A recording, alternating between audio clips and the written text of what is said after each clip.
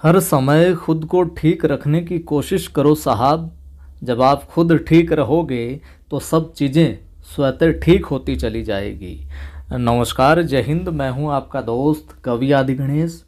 स्वागत करता हूं और प्रारंभ करते हैं काव्य रस की अपनी 5वीं कक्षा, जिसके अंदर अपने जितने भी रस के प्रकार हैं, रस के भेद हैं, वैसे तो हमने देख लिए थे कि मोटे मोटे कितने हैं, लेकिन आज उनको हम डिटेल से देखेंगे और डिटेल से भी वही चीज़ें देखेंगे जहाँ से सीधे सीधे अक्सर है जो सवाल पूछे जाते रहे हैं कि इसका क्या नाम है, इसको क्या कहा जाता है, इसके कितने भेद हैं। डायरेक्ट जो सवाल बनते हैं वो चीज़ें हैं जो आज देखेंगे।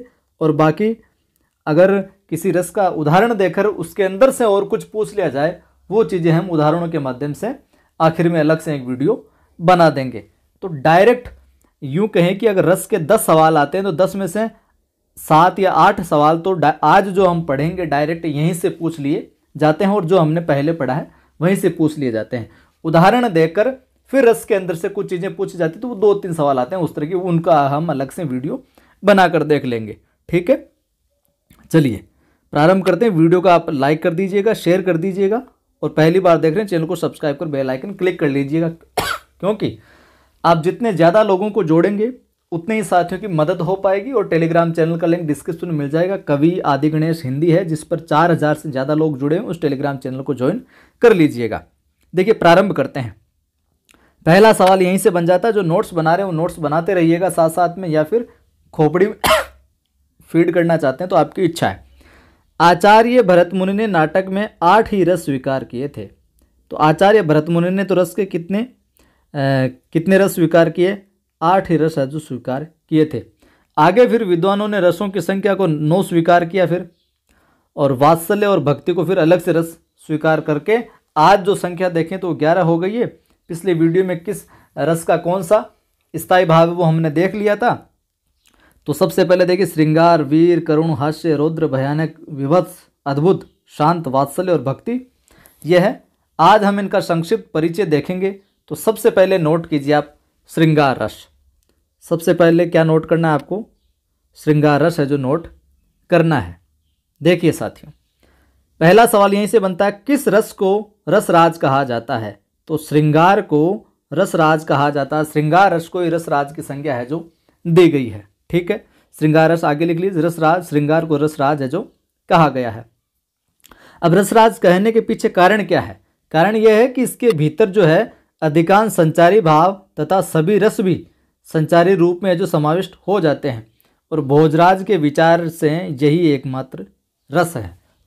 तो पहली बात श्रृंगार रस में आपको लिखनी, श्रृंगार को रसराज कहा गया है। दूसरी बात आ जाएगी, भोजराज के विचार से श्रृंगार रस ही एकमात्र क्या है? रस है। यानी कि भोजराज ने केवल श्रृंगार को ही एकमात्र रस है जो माना, स्वीकार किया। ठीक है, विभावानुभाव एवं संचारी भावों के संयोग से परिपक्व अवस्था में पहुंचा हुआ रति जो स्थायी भाव है वो श्रृंगार रस में जो परिणत होता है। अब श्रृंगार रस कब प्रकट होता है, कब क्या होता है? तो विभावानुभाव और जो संचारी भाव है इनका जब मेल होता है, तो मेल होने के बाद जो इनकी परिपक्व अवस्था होती है, उच्चतम अवस्था होती है, उस समय पहुंच जाता है ये चीज़, उनका संयोग। तो जो रति स्थायी भाव रहता है ना, श्रृंगार रस का स्थायी भाव कौन सा? रति जो स्थायी भाव है वो श्रृंगार रस के रूप में क्या परिणित हो जाता है, प्राकट्य हो जाता है, और श्रृंगार का प्रभाव है जो तुरंत पड़ता है।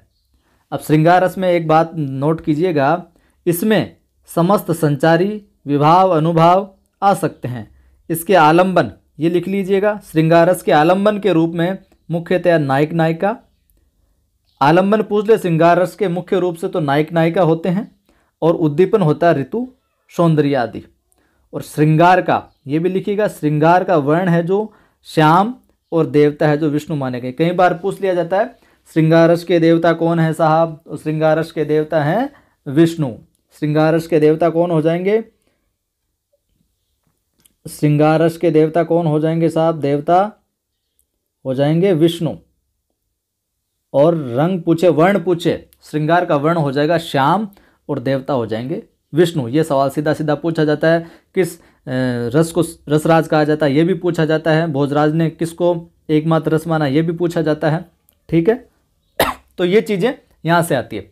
अब बात करें इस श्रृंगार रस की, तो श्रृंगार जो रस है अपना, इसके दो भेद होते हैं, दो भेद माने गए हैं। पहला तो कौन सा, संयोग श्रृंगार, और दूसरा आता है, पहला आता है संयोग श्रृंगार और दूसरा आ जाता है भाई साहब अपने कौन सा, संयोग के बाद में वियोग या फिर विप्रलंब श्रृंगार। तो एक नाम तो संयोग श्रृंगार और दूसरा वियोग श्रृंगार कह सकते हैं, या फिर विप्रलंब श्रृंगार भी देखने को मिलता है। तो भेद दो हो जाएंगे और दोनों ये हो जाएंगे। संयोग श्रृंगार के अंतर्गत क्या आता है, जो अपना है संयोग श्रृंगार, इसके अंतर्गत क्या आता है, तो संयोग श्रृंगार वहाँ होता है साहब जहाँ पर नायक और जो नायिका है इनकी मिलन अवस्था का वर्णन हो, यानी प्रेमी प्रेमिका दंपति के मिलन की, प्यार वाली जहाँ पर कनेक्शन जहाँ पर हो रहा हो ना, मिलन की जो अवस्था स्थिति होती है वहाँ पर होता है संयोग श्रृंगार। संयोग का अर्थ ही होता है मिलना। इसमें नायक नायिका के परस्पर हास विलास होता है, आलिंगन होता है, उनके अंदर एक दूसरे को बाहों में भरते हैं, हक करते हैं, आलिंगन होता है, स्पर्श होता है एक दूसरे का और चुंबन होता है। ये सारी की सारी अवस्थाएं जहाँ पर देखने को मिलती है, ये सारी की सारी स्थितियाँ संयोग श्रृंगार की है। तो हास विलास, आलिंगन, स्पर्श और चुंबन आदि का वर्णन है जो रहता है किसके अंदर, संयोग श्रृंगार के अंदर, नायक नायिका के परस्पर। ठीक है, वहाँ पर क्या हो जाएगा, संयोग श्रृंगार हो जाएगा। अब वियोग श्रृंगार कहाँ पर होता है या फिर विप्रलंब श्रृंगार कहाँ पर होता है, तो जहाँ पर नायक और नायिका में परस्पर उत्कट प्रेम होने पर भी उनका मिलन है जो नहीं हो पाता है। नायक और नायिका में, दंपतियों में, प्रेमी प्रेमिकाओं के अंदर प्रगाढ़ प्रेम है, जब प्रेम है, ज़बरदस्त प्रेम है, दोनों एक तरीके से एक दूसरे को बेहद रूप से चाहते हैं, इश्क करते हैं, उल्फत करते हैं, मोहब्बत करते हैं, लेकिन फिर भी किसी न किसी वजह की वजह से वो है जो उनका मिलन नहीं हो पाता, संयोग नहीं हो पाता, तो वो स्थिति कहलाती है वियोग श्रृंगार। अब वियोग श्रृंगार की पंक्तियों में आप देखोगे पति पत्नी दूर हो जाते हैं, प्रेमी प्रेमिका दूर हो जाता है, वो उसकी दोनों बहुत प्रेम करता है और उसकी याद में कुछ न कुछ लिखता है, तो वो पंक्तियाँ उस तरह की आती है, तो वो वियोग श्रृंगार के अंतर्गत आएगी। और संयोग वाली, मिलन वाली, चुंबन, आलिंगन, प्रेम वाली जो आएगी वो संयोग श्रृंगार के अंदर आएगी। और उदाहरणों के माध्यम से किस प्रकार रस है जो किए जाते हैं वो हम बाद में देखेंगे। तो ये चीज़ें आती है श्रृंगार रस के अंदर। यहाँ से कोई भी सवाल आएगा डायरेक्ट तो आपका गलत है, जो नहीं होना चाहिए। श्रृंगार रस के बाद में दूसरा रस लिखिए साहब, आप दूसरा रस लिखिए वीर रस। दूसरा कौन सा हो जाएगा, वीर रस। ठीक है, वीर में देखिए, सहृदय, सामाजिक के हृदय में स्थित उत्साह, स्थायी भाव, विभाव, अनुभाव, व्यभिचारी भावों के संयोग से उद्बुद्ध होकर रसावस्था में पहुंचता है, तो वह वीरस है जो कहलाता है। यानी सहृदय, सामाजिक के हृदय में स्थित उत्साह जो स्थायी भाव है, तो वीरस का स्थायी भाव क्या है, उत्साह जो हमने कल देखा था, सीधे सीधे किस रस का कौन सा स्थायी भाव होता है। ठीक है, तो उस सहृदय के हृदय के अंदर स्थायी भाव, विभाव, अनुभाव, व्यभिचारी भाव, इनका संयोग होता है, और संयोग होने के बाद में जिस अवस्था तक वो पहुंचती है चीज, तो वो कहलाता है वीर रस कहलाता है। ठीक है, आगे देखिए, यह जो अपना वीर रस है ये प्रधान रसों में से एक है। नोट करना आपको, इसका देवता महेंद्र माना जाता है। वीर रस का देवता कौन सा माना जाता है, महेंद्र माना जाता है। श्रृंगार का कौन सा, विष्णु। उसका वर्ण कौन सा, श्याम वर्ण। और इसका जो वर्ण है वो सोने के समान गौर है। ये वीर रस के अंदर जो वर्ण है इसका सोने के समान गौर माना जाता है, देवता महेंद्र माना जाता है। ये सवाल है जो पूछे जाते रहे अक्सर और पूछे जाएंगे भी।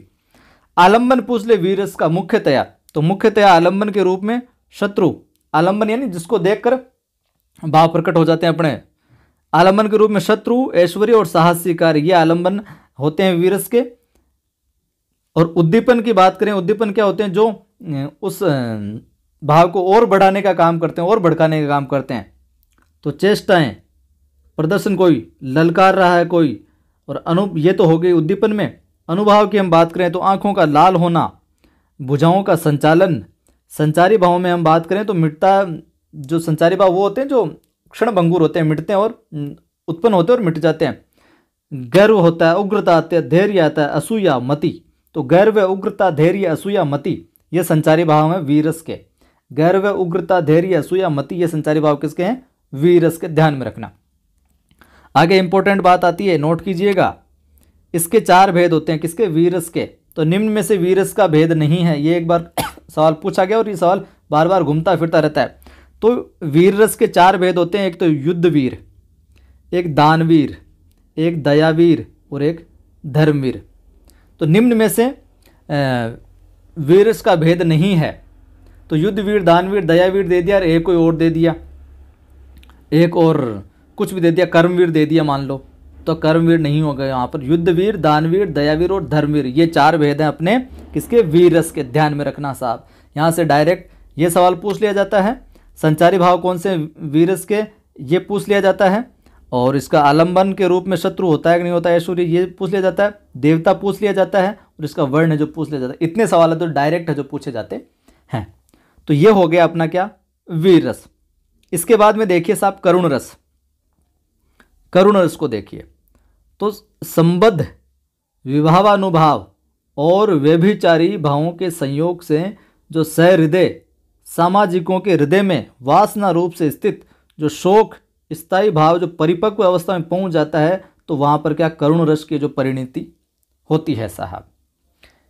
तो करुण रस से संबंधित विभावानुभाव व्यभिचारी भावों का जो संयोग होता है हृदय के मन में किसी के, तो उस रूप में जो उनका स्थित शोक स्थायी भाव है उसके अंदर, जिसके अंदर भी होते हैं ये सारा संयोग, वो परिपक्व अवस्था उच्च शिखर तक जब पहुंच जाता है तो करुण रस की क्या होती है, उत्पत्ति होती है, परिणत होता है करुण रस के रूप में। अब देखिए यहाँ ये नोट कीजिएगा बात कि संस्कृत के आचार्यों ने इष्ट के नाश और अनिष्ट की प्राप्ति को करुण रस का कारण है जो माना है। तो पूछ लिया जाए करुण रस का कारण किसे माना आचार्य, तो संस्कृत आचार्यों ने जो इष्ट का तो नाश और अनिष्ट की प्राप्ति को करुण रस का है जो कारण माना है। अब देखिए यहाँ पर करुण रस जो अत्यंत प्रभावशाली होता है, इस रस में सभी को तुरंत द्रवित करने की शक्ति होती है। और भोजराज ने, नोट कीजिएगा इस बात को, भोजराज ने जिस प्रकार श्रृंगार को ही एकमात्र रस के रूप में स्वीकार किया था, वहीं भवभूति उसी प्रकार करुण को ही एकमात्र रस है जो मानते हैं। ये सवाल कई बार पूछा गया कि जिस प्रकार भोजराज ने क्या कहा, श्रृंगार रस ही एकमात्र रस होता है साहब, उसी प्रकार भवभूति क्या कहता है कि केवल करुण रस ही है जो एकमात्र रस, और कोई रस ही नहीं इसके अलावा। तो भवभूति तो कहता है कि करुण रस एकमात्र रस है और वहीं भोजराज कहता है श्रृंगार रस ही एकमात्र रस है। तो ये दोनों चीज़ें ध्यान में रखिएगा। उन्होंने कहा भी है क्या, भवभूति ने क्या कहा है कि एको रस है करुण एवं निमित्त भेदात, अर्थात करुण ही एकमात्र रस है, अन्य रस तो इसके क्या है, भेद है। तो ये भी पूछा जा सकता है एको रस है, एको रस है करुण, ये किसने कहा है, एको रस है करुण एवं निमित्त भेदात, ये किसका कथन है, तो ये है भवभूति का। किसका कथन है, भवभूति का। ये भी है जो देकर पूछा जा सकता और ये भी पूछा गया है पहले भी। ठीक है, एको रस है करुण एवं निमित्त भेदात, अर्थात करुण ही एकमात्र रस है, अन्य रस तो इसके भेद है साहब। मुझे उम्मीद है पूरी कि आपको ये मेरी क्लासेस बहुत ही बेहतरीन लग रही होगी। तो ज़रूर शेयर कीजिएगा, ज़रूर लाइक कीजिएगा और अच्छा लग रहा है तो कमेंट करके भी बताइएगा मुझे। और पहली बार देख रहे हैं चैनल को सब्सक्राइब कर लीजिएगा। मतलब यहाँ से ये बिल्कुल ऑथेंटिक चीज़ें हैं, यहाँ से कुछ नहीं छूटेगा आपका। अगर विश्वास है तो पत्थर की मूर्ति में भगवान है, और नहीं है विश्वास तो फिर जो मूर्ति है वो भी पत्थर ही नजर आएगी आपको। करुण रस का वर्ण, नोट कीजिए बात इंपॉर्टेंट, आगे अगली बात नोट कीजिए। करुण रस के अंदर करुण रस का वर्ण कपोतवत, और कपोतवत होता है और देवता यम माने गए, देवता यम माने गए, यमराज माने गए। पूछ ले करुण रस का देवता कौन, तो यमराज या यम, और वर्ण पूछ ले तो कपोतवत, कपोत के समान। इस रस का स्थायी भाव क्या है, शोक, ये हमने कल बात कर ली थी। करुण रस का स्थायी भाव शोक। देखिए करुण रस का आलंबन प्रिय व्यक्ति या वस्तु का अनिष्ट, हानि या विनाश है। आलंबन पूछ ले तो आलंबन क्या है, प्रिय व्यक्ति या वस्तु का अनिष्ट, हानि या विनाश, ये आलंबन का काम करते हैं। यहाँ पर उद्दीपन की बात करें कि कौन सी चीज़ें हैं जो और उद्दीप्त करती है इसको, तो दुखपूर्ण अस्त व्यस्त दशा का वर्णन या श्रवण अगर सुन लेते हो, दुखपूर्ण कोई व्यवस्था अस्त व्यस्त दशा देख लेते हो किसी की, या किसी का वर्णन सुन लेते हो दुखपूर्ण, तो और ये ज़्यादा जो भड़क जाता है, बढ़ जाता है। अनुभाव के रूप में रुदन हो गया, वैवर्ण्य हो गया, विलाप हो गया, भाग्य या देव को कोषना हो गया, शरीर का शिथिल हो जाना, ये सारी चीज़ें। संचारी भाव पूछ ले करुण रस के संचारी भाव, तो करुण रस के संचारी भावों में चिंता आ जाएगी, ग्लानि आ जाएगी, विषाद आ जाएगा, स्मृति, जड़ता, व्याधि, निर्वेद और मरण। तो संचारी भावों को थोड़ा थोड़ा ध्यान में रखिएगा। करुण रस के संचारी भावों में कौन कौन शामिल है? चिंता है, ग्लानि है, विषाद है, स्मृति है, जड़ता है, व्याधि है, निर्वेद और मरण। जिन जिन चीज़ों को मैं नोट करने के लिए कह रहा हूँ वो नोट कर लीजिए, नोट्स रूप में बन जाएंगे और फटाफट रिविजन होता चला जाएगा आपका इनसे। ठीक है, आगे बात करते हैं साहब हम।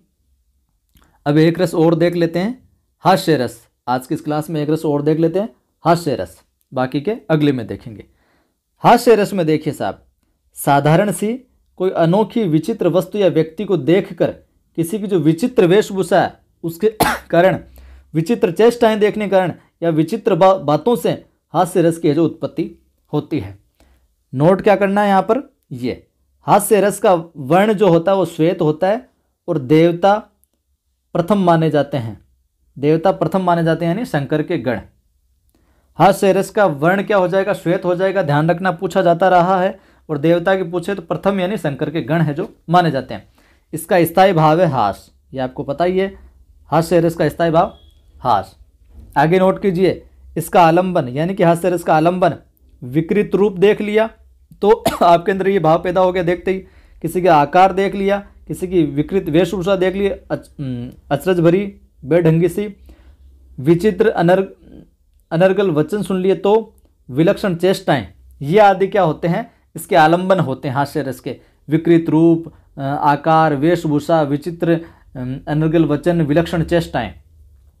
उद्दीपन की बात करें कि हास्य रस को और बढ़ाने का काम कौन सी चीजें करती है, तो विचित्र अंग भंगिमा, क्रियाकलाप आदि।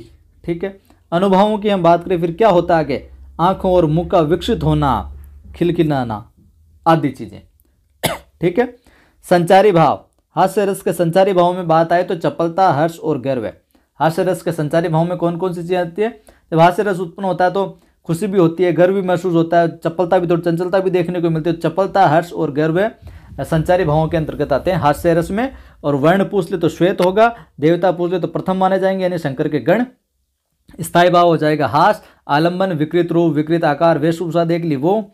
उद्दीपन क्या विचित्र अंग भंगिमाएं करते हैं, कोई विचित्र से क्रियाकलाप कर रहा है, ये संचारी भाव हो, ये अपने उद्दीपन हो जाएगा। और संचारी भावों में चपलता, हर्ष और गर्व है।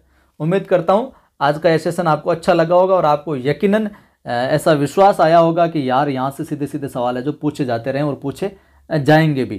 तो वीडियो अच्छा लगा है तो फिर से अनुरोध, नहीं किया अभी तक तो लाइक कर दीजिए, शेयर कर दीजिए सभी दोस्तों के साथ ताकि सभी की मदद हो सके, अपना परिवार, चैनल भी आगे बढ़ सके। पहली बार देख रहे हैं चैनल को सब्सक्राइब कर बेल आइकन क्लिक कीजिए ताकि हर वीडियो की सूचना मिलती रहे। टेलीग्राम चैनल का लिंक डिस्क्रिप्शन में मिल जाए, कवि आदि गणेश हिंदी नाम से।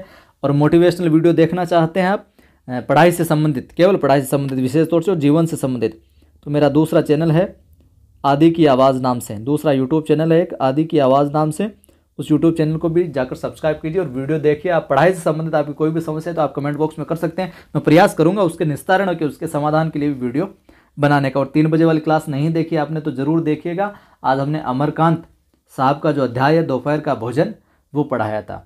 जय हिंद, फिर मिलता।